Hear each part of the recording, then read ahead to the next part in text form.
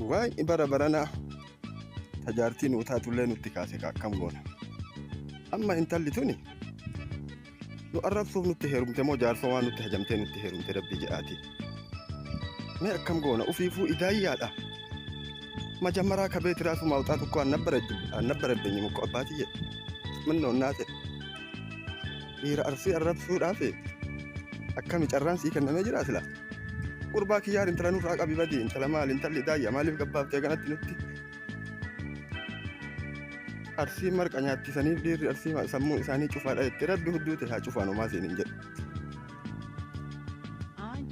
Cufadhu ati maali bada baalagee akkanaa tana dadhabne jarana kaleessa nutti heerumtee ufiifuu idaayyaadha. Gurbaan meeshaa ammayyaa malee meeshaa rabbi tolchee ofirraan qabu dhiiroo.